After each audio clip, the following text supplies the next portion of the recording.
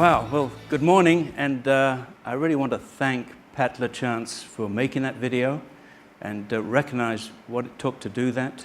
So please stand, Pat, and let us all recognize you.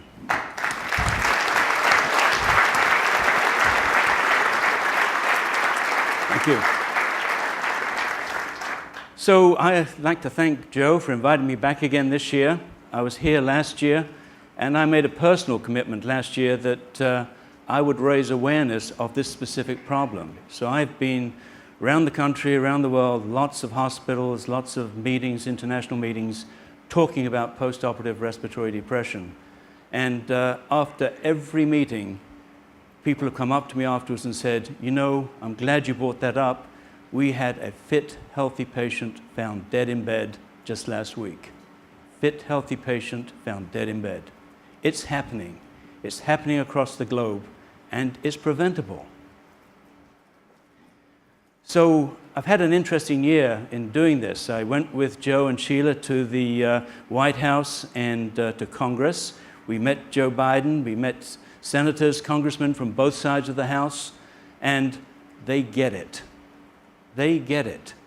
Patient safety saves lives, saves money. There's no gridlock there. So we do have the support of the politicians. I also personally had to go on the other side, knowing all the complications that can occur, preventable complications. I had to go through emergency open heart surgery a few months ago.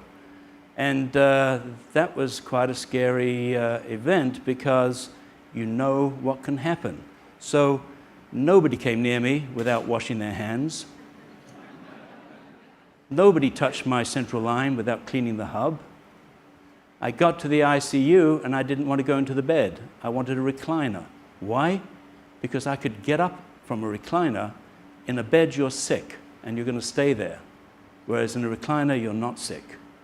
So I was up 2 hours later. I didn't get blood. I told them, not unless I'm dying am I going to get blood. I came through it, and I got out. They kicked me out in 3 days because I think they were tired of me not letting anybody give me a medication without scanning my barcode and letting me know what the medication was. I actually avoided opioids and came through it. It wasn't too bad. So it's possible to do it if you know.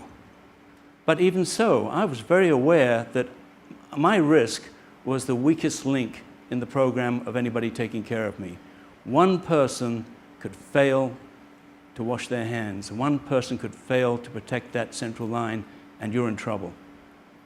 So how do patients know this? So we've got to, from the top down, we've got to take control and make sure we've got this safety culture in our program. So failure to rescue seems a pretty obvious term, but actually it's an important term, because when we look at mortality and complications in hospitals, we all counter it, well, my patients are sicker than your patients, that's why my mortality is higher. But failure to rescue, Jeff Silber pointed this out many years ago, that's really a measure of quality. That's a metric of the quality of care in your hospital. How are they monitoring patients? How can they detect bad things happening early, and how fast can they intervene? So failure to rescue is a metric of the quality of care of your hospital.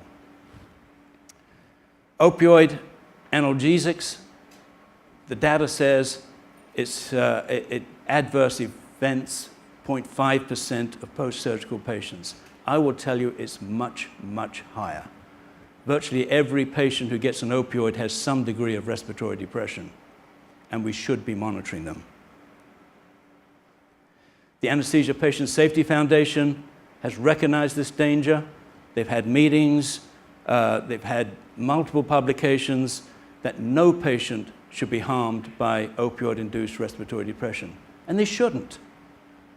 There's ways of preventing it. Their recommendation, all patients should have their oxygenation monitored by continuous. You saw that. How long does it take the brain to die? Minutes. So there's no point doing intermittent checks. We need to do it continually, and somebody needs to monitor the monitor. Joint Commission also recognized this problem and talked about the lack of knowledge about the potency of the drugs. And that's certainly true. We see patients who are given a large slug of morphine or dilaudid, their pain gets under control and they're discharged to the floor 20 minutes later, or they're discharged home. The peak effect of those drugs in the brain, where the respiratory center is, may be an hour later. And honestly, people don't realize that. So education is important. The CMS, and we can talk to Patrick Conway about this, we already have, some of us, but they've called for appropriate monitoring of patients on PCA pumps, getting opioids. But they define this as intermittent. Pulse oximetry scores and sedation scores should not exceed 2.5 hours. 2.5 hours, way too long. So we'll tell Patrick that when we see him later today. But I think he knows. At Baylor, we formed something called the Breathe team to address this problem. We put every player on this team involved in the care of the patient, including patient advocates. And why? Because we had this problem in June 2009, where we had 40 rapid response team calls on one floor, the orthopedic floor, in a month. 40. That was unacceptable. So we educated, we standardized orders, fixed protocols, educated everybody, and we started to monitor people. We monitor sedation because as your carbon dioxide level rises, so you become more sedated, and you're usually sedated before you quit breathing. Patients sleeping, they're fine, they're not fine. Make sure they're sleeping and it's not narcotized sleep. And we deployed continuous monitoring with somebody monitoring the monitor. It's no good to have an oximeter on somebody if it's not actually been monitored, so that the nurse is called to go to that patient as soon as they start to desaturate. So with that, we reduced our RRT calls from 40 to 0.83 a month. 0.83, and thank you. And across the hospital, for post-op respiratory depression, it's down to 8 calls a month, and no deaths. So I think this is an example to show that this is possible. So with that, I'm going to introduce the panel. And the first person to come up is going to be Dr. Andreas Taenzer from Dartmouth. Thank you. Anesthesiologist, intensive care, and scientist, researcher. A patient advocate, Helen Haskell.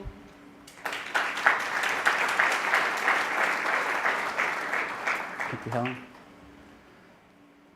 And Susan Lorenz, the Chief Nursing Officer of Princeton Healthcare System.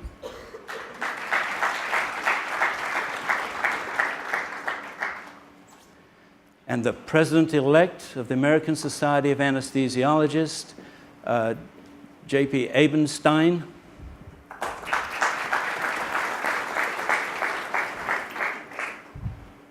Thanks, J.P. Associate Professor of Medicine at the University of British Columbia, Dr. Dean Chittock.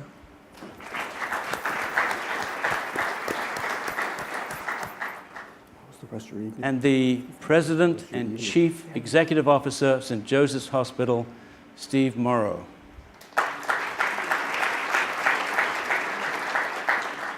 And the Chief Quality and Patient Safety Officer from Vanderbilt, Julianne Morath.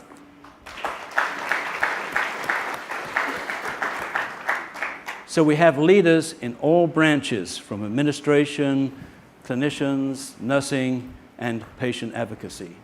Thank you.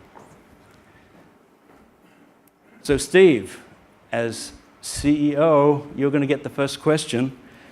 What's the role of hospital leadership in setting a patient safety culture in the institution?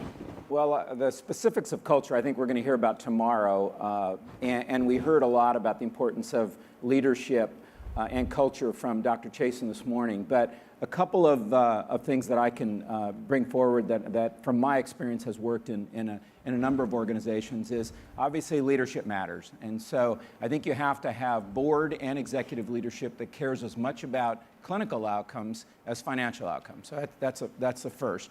I think the other is to create a culture of transparency where the clinical outcomes are shared, that the board values receiving the tough information as much as the good information. I think that's critical, and I think you also have to have a significant portion of at-risk compensation for clinical outcomes. So I think that those are really important outcomes. The second part of this question is related to actual culture, and that is you have to have some kind of mechanism to get the information and the organization, not just at the leadership level, but integrated into the organization. And I'll just give you two examples of programs that I think work, that I've seen work. And one is team or STEPS training. In our organization, every physician, before they can practice, has to go through mandatory team training with nurses to learn about the dimensions of how a team works and to kind of enable individuals, if they see a problem, to stop the train, shall I say, sort of like they do in the aircraft industry. And the second part of it is just culture, and we're going to hear a lot about that tomorrow. But having a program that rewards people for reporting and that differentiates between human error and at-risk behavior, at-risk or reckless behavior, and punitive action should only be dealt with for at-risk and reckless behavior. So thank you, Steve. Julianne, Chief Patient Safety Officer. How do you address this problem of failure to rescue, and who's at risk? So I need to disclose that I had transitioned in March of last year from Vanderbilt to the state of California, where I'm president and CEO of the Hospital Quality Institute. So I'm very excited about the scope and the potential of what we can do here in California. So, you know, these events are not high-profile events all the time. And so we don't have a really strong quantification of the scope of the issue, which I think has not brought into awareness the criticality of this. In a study done not too long ago, it was identified that there are about 188,000 deaths attributable in a 2-year period to failure to rescue. And that equates to 128 deaths per 1,000 persons at risk for complications. But those are statistics. These are people that came in, were expected to be better, and they were lost. At risk are surgical and trauma patients, certainly individuals with obstructive sleep apnea, those receiving opioids. But children and the frail elderly are our most vulnerable in this population. But I think the greatest risk of individuals are those being cared for in environments that do not embrace and practice a safety culture, in which there is not surveillance and monitoring, and in which staff are not trained in detection and response. Great, thank you. Dean, British Columbia, what are the main preventable causes of adverse events? What are we out there trying to stop? You know, I think I have two hats. I am an administrator on one hand, but I also still practice critical care, run a rapid response team. I'm at the front line. And honestly, when I go out to a call for a rapid response team call to see a patient, it's one of the first decisions, aside from the treatment that they may or may not require, is whether I need to transfer them to a different environment. Why do I want to do that? What's different? I know that if I admit this patient into my ICU, I can either reverse the deterioration that's occurred, or if I'd only admitted them the day before, I could have prevented this complication from occurring. So what's different? Why is that not possible on the ward is what I ask every day when I go to see these patients. And what's different about an ICU that is on the ward? And monitoring, certainly a monitored environment is one of those issues, but it's also the people. And I think monitoring is important, but it's a tool. It's like giving someone a hammer. They can't necessarily build a house with that hammer. We have to educate our front line. The interface to the patient is where we start. Yes, it's a complicated environment, a complicated solution, but let's hone it down to some of its component parts. How we educate our front line, what their skill set is, and monitoring is a tool that helps them to move that along. Okay, thank you. Well, Susan, from the nursing perspective, I mean, you are in the front line. You're the people looking after these patients on the floor. I mean, are these failure to rescues acute events, or are these things that slowly happen, that interventions could occur earlier? What's your perspective? The majority of failure to rescue cases on nursing units are progressive. They are often a culmination of a lack of either appropriate monitoring or just a lack of knowledge. That education of the nursing staff, along with the utilization of those monitoring tools, is what is key to the success of being able to identify and immediately intervene before the patient begins to get into trouble. So, Helen, from the family's perspective, what can family do? I mean, how do you be sure that your loved one's going to be protected and not at risk? I mean, we've heard examples already, and there are many out there where loved ones are very much at risk. What can the family member do to try and reduce this? What's your perspective on it? Well, my son died from failure to rescue many years ago, and we felt absolutely helpless. We had no one to call. We didn't know how to call. We didn't know who to call. We didn't know what was wrong.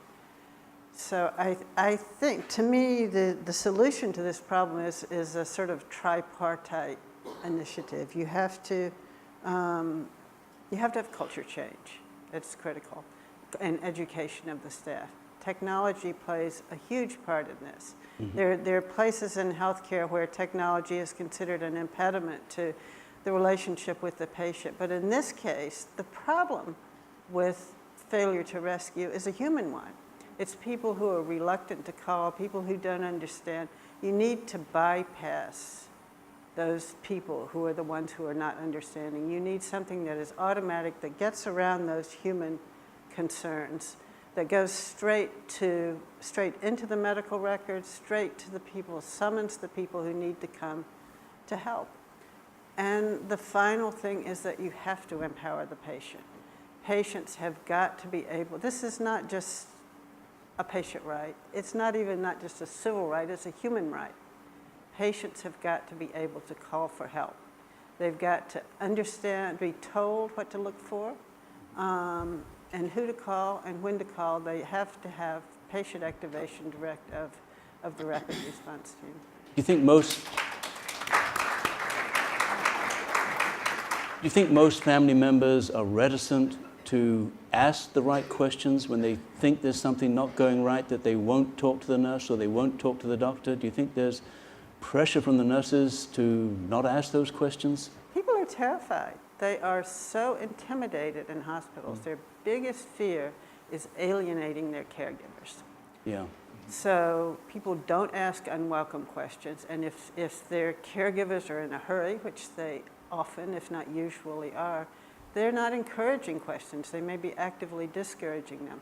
So patients who are not the experts, they're trying to understand what's going on. If you've got a lot of people telling you everything's all right, you assume they're the experts, that they know, and that your judgment is not correct. So people really need to have, in my perspective, vital signs are vital. People really need to know what could go wrong, what is not all right. I mean, they're just basic, easy things that any patient, and for that matter, any nurse, could be taught. Absolutely. I'm sure I sensed the nurses were glad to see me leave the hospital because I was asking the questions. JP, so you're head of the largest anesthesiology society in the world. what's the solution from anesthesia's point of view? What can we do? What we have found over the decades is developing processes built around safety is where we've seen important improvements. Obviously, on the technology side, we've made huge changes in how, for example, anesthesia machines were designed. When I started my career, you could give 100% nitrous oxide and no oxygen, and that was just the standard way it was built. And so we have systematically over the years looked at where our problems are and focused on how do we develop and change our processes to address those problems. And I think a big part of it has to be, as we think about it, is concentrating on what I refer to as the biologics. What I mean by that is we need to start with the patient and what problem we're trying to solve, gather the appropriate information about that patient, how is the information going to be processed, but most importantly, once the patient is identified as being at risk, have a process to intervene that can be done in a realistic medical environment. And any one of those bridges that comes back to the patient is broken, becomes an academic exercise. We have to concentrate on the biologics and at the end, concentrate on the patient. Good, thank you. Susan, what can we do to stop this problem of respiratory depression? Are there protocols or ways we can change prescribing drugs? Yes, that's a really important point in all of this, is that respiratory depression. I think we've run the gamut over the years from patients having pain and we're assessing the pain and they say their pain is a 10 and we've been taught that is a subjective measure, that we need to get that patient's pain under control. And we have enough, there was the old Quint Studer, we have enough pain medicine to take away all of your pain. So I think some of that is that culture of how we as nurses and providers want to keep the patients comfortable.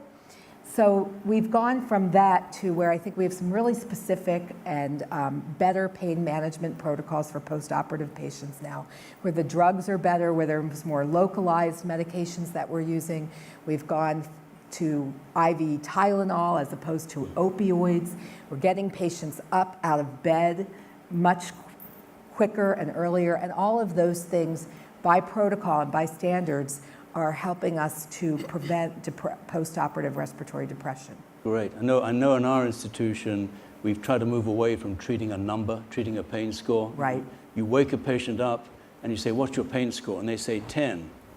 Well, Right. we're now letting the nurse have clinical judgment on this, and so Right. we're not treating a number. Right. Andreas, you've done a lot of work on monitoring patients postoperatively. Can you tell us a little bit about that? Yes, I'm happy to. And I'll tell you first why we decided to monitor all patients all the time now at Dartmouth. You've already heard that we have the problems finding patients dead in their beds at times. And going back to 2007, we decided that based on the fact that patients' adverse events are preceded by a time of instability of at least 6 to 8 hours, that would clearly allow enough time to intervention if we would just know about it. And on the other hand, the fact that we as physicians, and I think this is just a very humble recognition of what is reality, we're not able to predict which one of our patients was going to have an adverse event. And if you think about that, is that physicians think about patients' risk factors.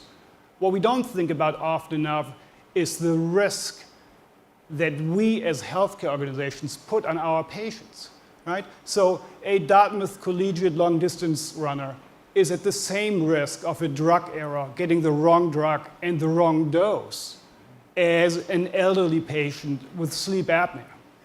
And our conclusion from these two facts was that we had to go ahead and monitor everybody all the time with a strong focus on alarm fatigue. So we deployed a pulse oximetry network initially on an orthopedic floor.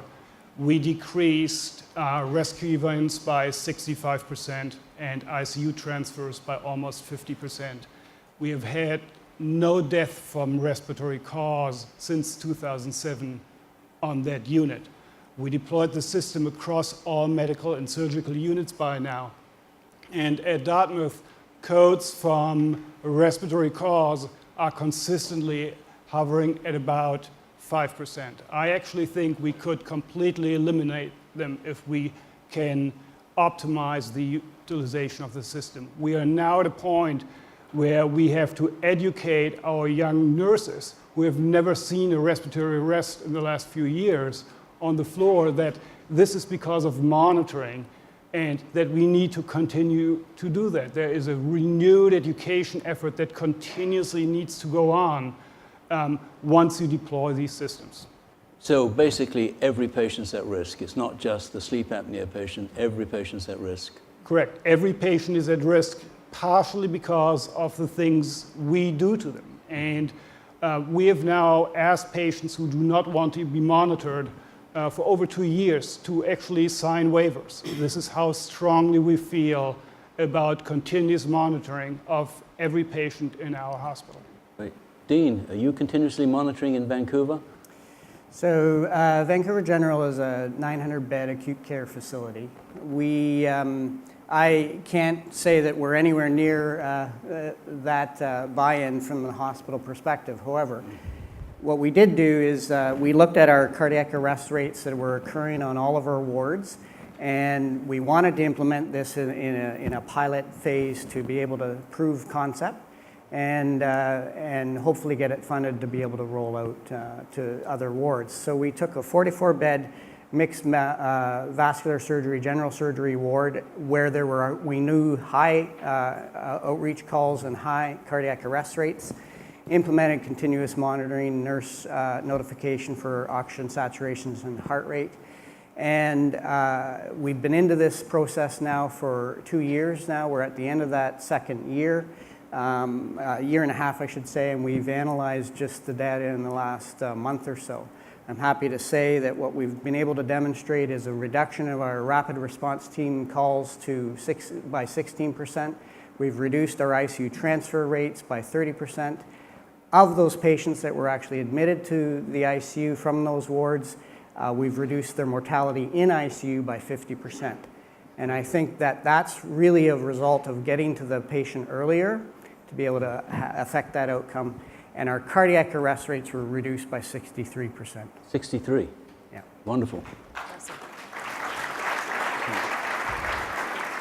So Steve, I come to you as CEO of the hospital and say, I want to put this monitoring on these patients. Well, how are you going to react to that? It depends. Obviously, there's a lot of priorities. There's a lot of pressure on costs. So I think it really takes the clinical team to help educate executives as to what the cost benefit is. But we do have experience. Just like Andreas has said, putting in continuous or connected centralized pulse oximetry on a med-surg floor for patients that are at risk is a very important step that you can take that I think is very, very helpful. But I think there are I'm looking to the industry to come up with other types of technology, maybe that untether the patient and the nurse so that there can be better than just nursing looking at patients or being lucky enough to be there, whether they're on a rapid response team or they're doing proactive rounding, that there's something that provides an indicator to them when a patient's deteriorating. And I think pulse oximetry and centralized pulse ox is an important component of that. It's not the only component. And I'm hoping that we come up with better measures, and certainly ones that engage the patient better, because we've all experienced patients who have taken off their pulse oximetry monitor because they didn't want to be tethered to the machine, or nurses that don't have access to it, so wireless connections to them. I think there's a lot that we can do to rely more on technology rather than being fortunate enough to have the right doctor, the right nurse in the room with the patient at the time they start to begin to deteriorate. Okay. JP, what's the ASA's kind of thought process on this more extensive monitoring of patients in terms of guidelines or recommendations, or Well, right jury's now, still out? Other than the recommendations regarding respiratory monitoring in patients on opioids in the floor, as an example, or how we're monitoring patients for monitoring anesthesia care or IV sedation during invasive procedures such as colonoscopies, We really haven't gone much beyond that right now. ASA has a very rigorous process of examining the medical literature, and we are reticent to come forward with recommendations that doesn't have the backing of well-designed prospective studies at this juncture. It's an extensive process, but the process has served us well over the years. You know, having said that, we recognize these problems, and we feel that we need to be focusing on looking at what modalities, information can we gather that will make a difference for relevant clinical outcomes. My colleagues in Rochester, Minnesota in the ICU have done an extensive analysis of their practice and have concluded that only about 10% of the information they're gathering is actually being utilized to make medical decision making.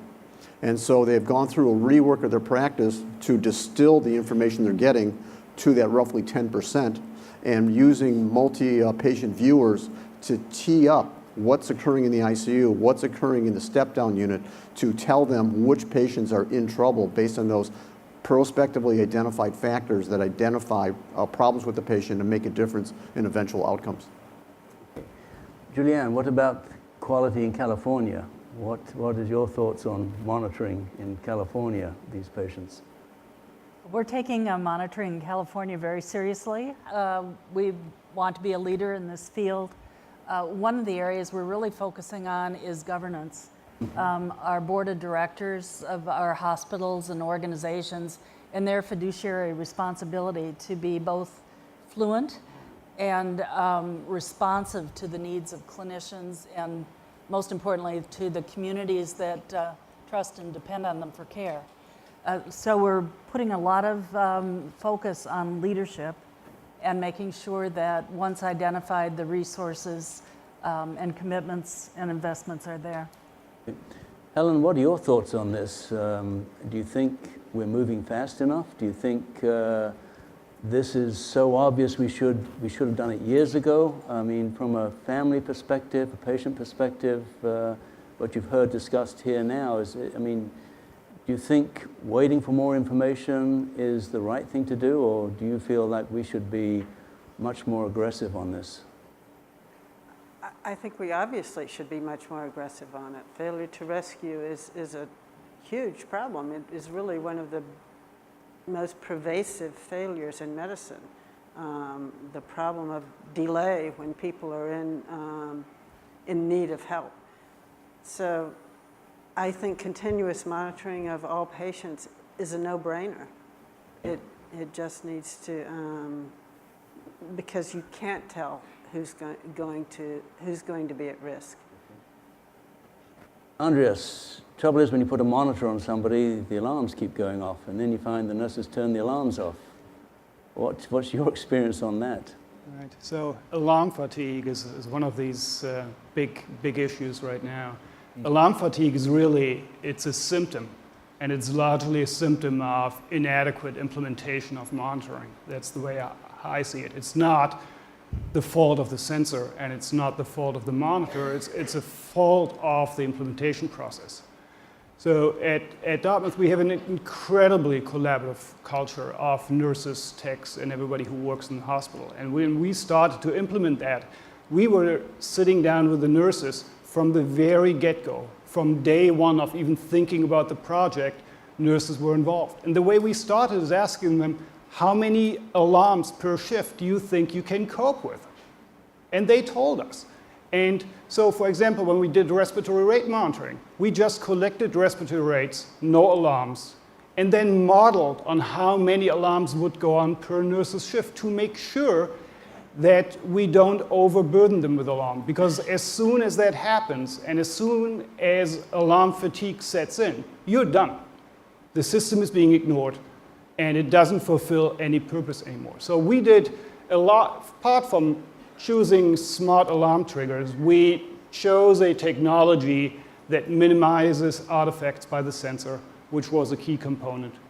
We also used alarm delays, because many of these desaturations are very brief and are self-limited. And by delaying them for about 30 seconds, many of these self-correcting processes can take place.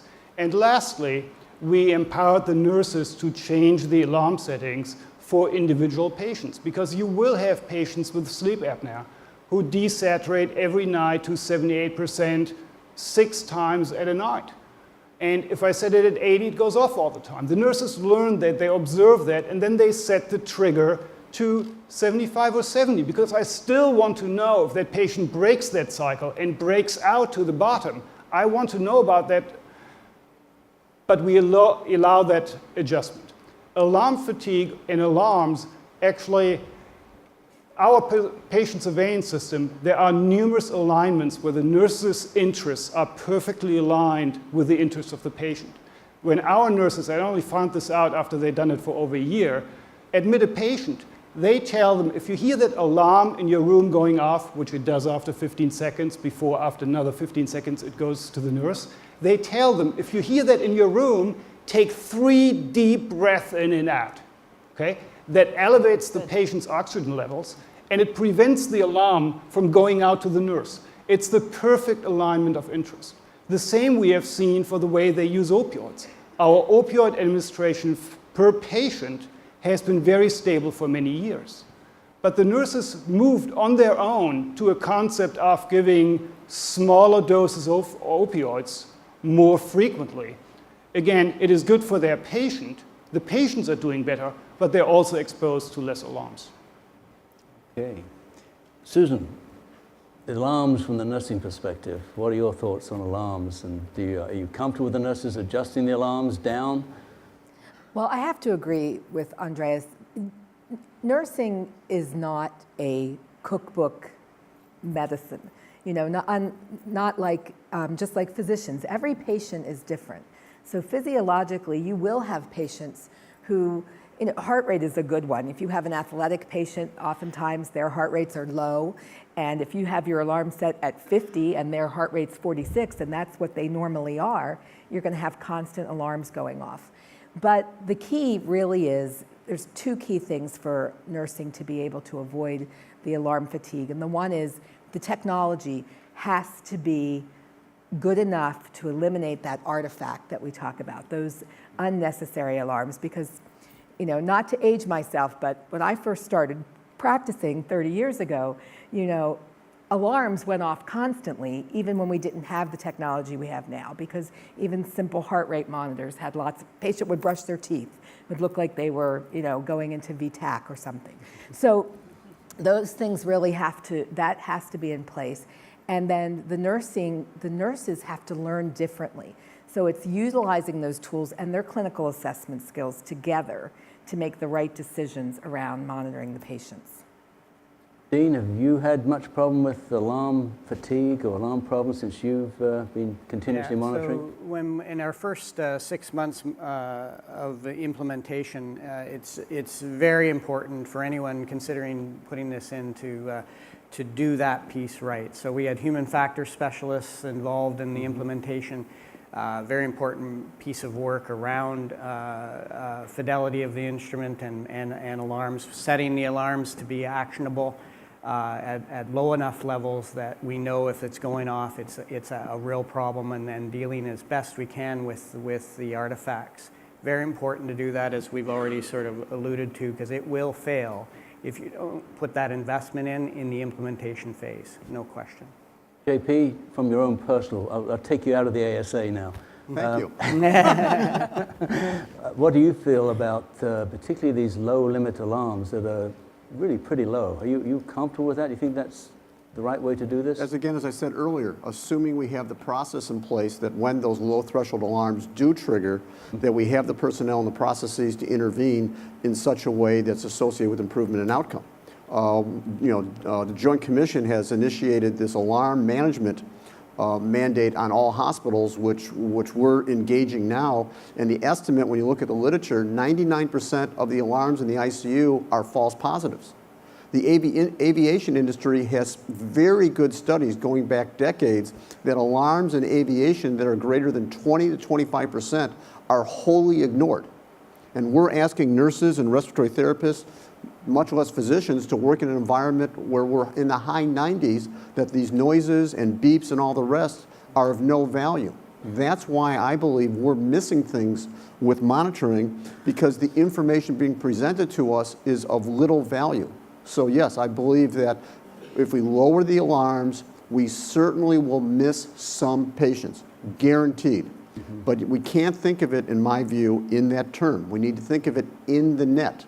If we lower the alarms, at the end of the day, how many more people will survive, even though we have to admit some people will fall off the cliff that way, but in the net we'll have better outcomes, and that's what we should be striving for.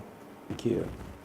Steve, from a CEO's perspective, you're hearing some pretty scary stuff here in terms of these low limit alarms. Does that bother you as a CEO, or do you see the sense of doing this? Well, none of it's new.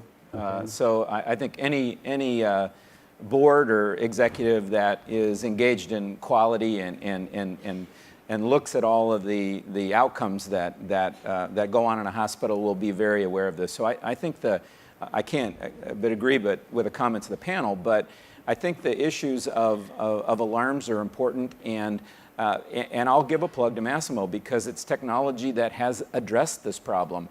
But it's extremely difficult, and I found out being in bigger organizations how hard it is to get the attention sometimes of clinicians, or certainly of an organization, to make a change where technology does make a difference.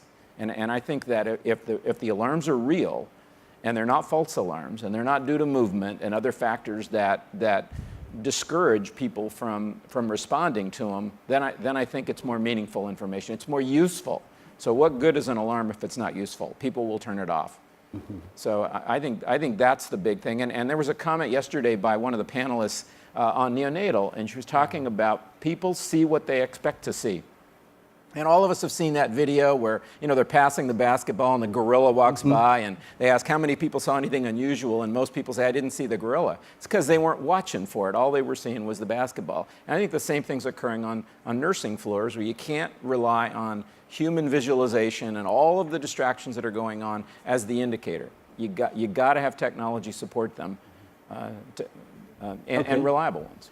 Well, we've kind of really focused on respiratory depression because that's what led into this panel, but what other things should we be monitoring for? What other problems can patients get into that will cause us to need to rescue them?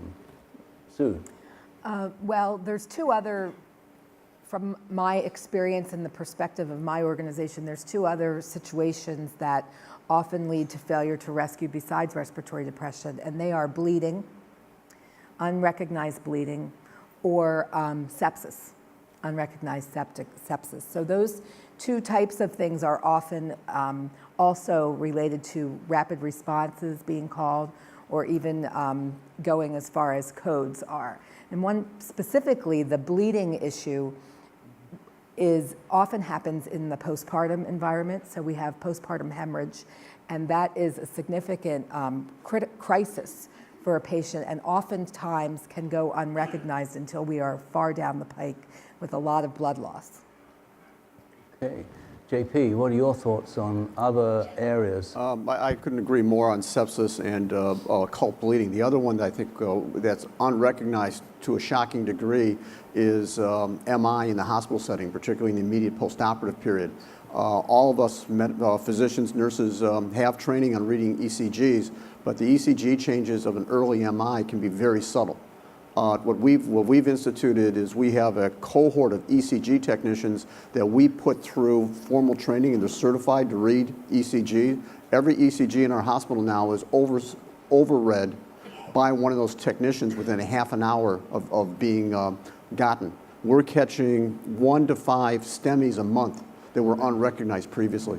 And we're getting those patients to the cath lab. We're dilating the coronary arteries, and some of these are patients with left main disease. And it's below the radar, but it's a very important part of our care in the hospital setting. And just to be specific, women are much harder to diagnose than men with coronary disease. Really?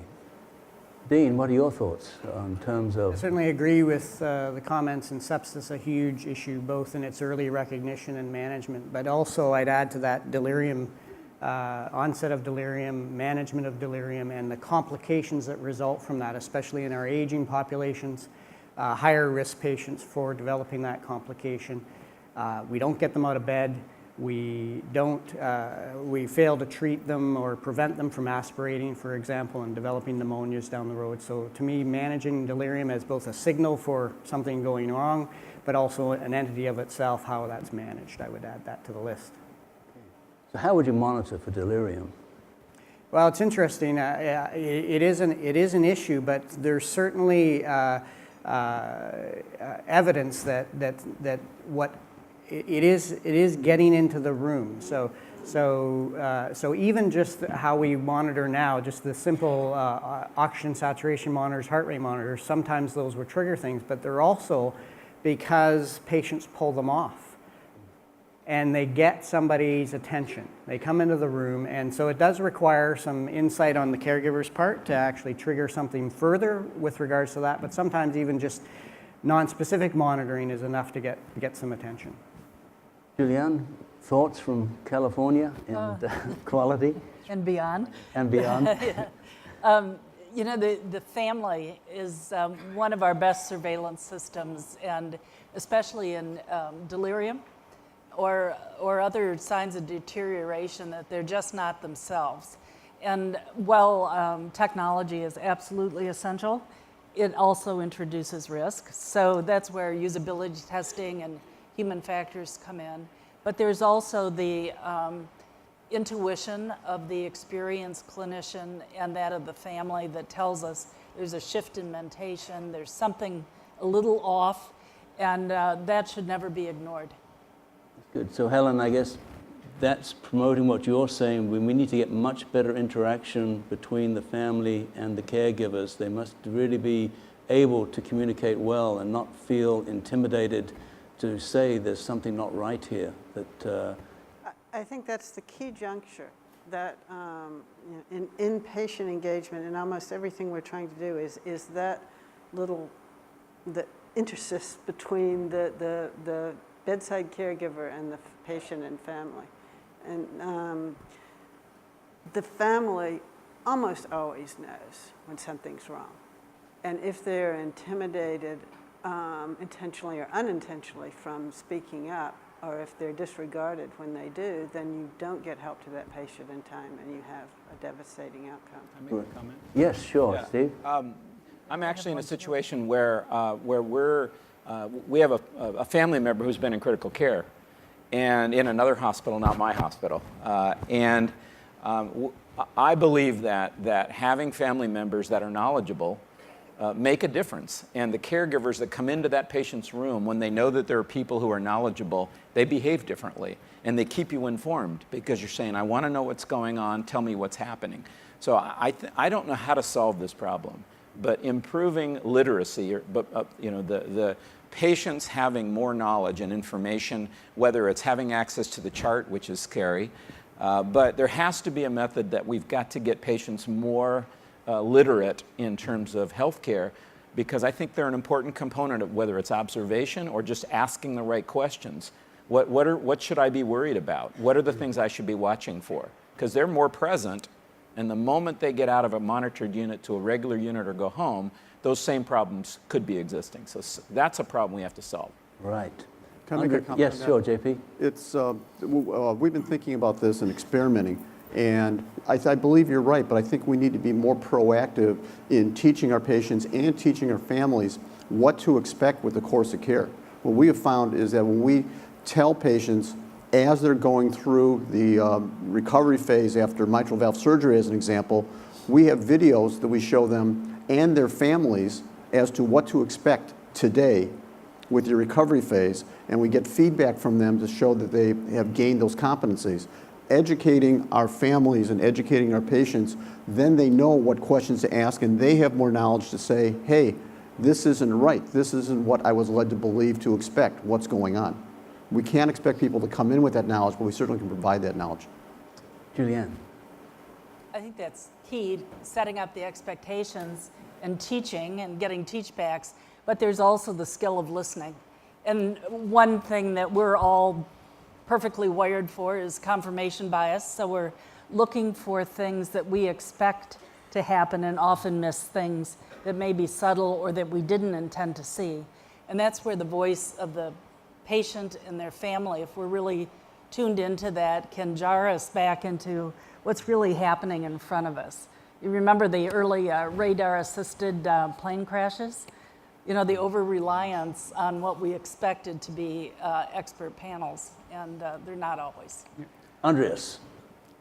Mike, I was just going to ask if you allow me to circle back to sepsis for a moment. Absolutely. Because I think we have been doing pretty well with respiratory depression where we are. And if I look at the major morbidity that we have, the major problems we have, it is sepsis. And you hardly can get me more passionate about anything but sepsis. I've been working with the High Value Healthcare Collaborative as a clinical lead for sepsis, and it's a large conglomeration of major healthcare institutions in the US, touching about the life of roughly 100 million patients now. And we're on weekly conference calls. And if there's one common thread to sepsis, especially for inpatients, it's the total failure of detect that process in time. If you delay giving a broad spectrum antibiotic by 1 hour in patients with septic shock, severe sepsis, it increases mortality by 8%. Dramatic problem. And I'll be in the full spirit of data transparency that we talked about here. I can tell you that our institution, the mortality of our inpatients developing sepsis while under our care is higher than the mortality of those patients who come through our ED. Mm-hmm. How can that be? How are we failing to detect that? And it goes back to, obtaining vital signs that have been shown more or less to be inaccurate for every single one of them every 4 hours in general care units. 10 minutes every 4 hours, a patient is monitored 5% of the time in the hospital. Yet you have a process where mortality increases by 8% if you delay treatment for an hour. We really need fine-grained vital sign analysis that is integrated with EMRs and develop analytic prediction models that tells us, along with nurses' input, nursing notes and families, text extraction from EMRs. All this needs to be combined in these more complex problems to find out what is going on with our patients. So really that's coming back around to continual monitoring again, maybe pulse rate, respiratory rate? Yeah, I think all these factors play a role. I think respiratory depression, we are able to get away with a few monitors. The reason that sepsis has a higher mortality than a heart attack and that more patients die of sepsis than of heart attacks is because it is more difficult to diagnose. So you need more complex models to make the diagnosis. Terrific. Anybody got a last comment they'd like to make that's come up here? JP, anything extra? And I know they're probably working on it, but technology that would help predict sepsis. I know we can't have continuous white cell counts, but some kind of technology that's a predictor of it, you said lactate, something like that, would be helpful. When you think about those conditions that rapid response teams are responding to, the more that there's a reliable predictor for some of those respiration rates, et cetera, would obviously be very helpful. Great. Any other comments? JP, Dean? The two last points. One's a downer, which is slapping the monitor on does not associate with improved outcomes. In fact, at times it can have worse outcomes. We've seen that in our congestive heart failure patients in the outpatient setting. They're admitted more often and bad things happen. The other thing that I'm more hopeful is there's a lot of emerging technologies, no-touch technologies, looking at different factors. Gas analysis of expired gases potentially could identify sepsis, looking for toxins. There's an awful lot of work being done in the biomedical engineering labs around the country that shows real promise for us to get at what's going on at the cellular level, not the proxy measurements we're currently gathering. Thank you. Any other comments? I have great faith in the technology as it's developing. I think it's going to be an exciting frontier for us. But in the meanwhile, we are physically, as humans, building bridges across those gaps in performance that we know exist. So to wait for the perfect monitoring to come out, I think will delay and put patients at harm. Thank you all very much indeed. Thank you.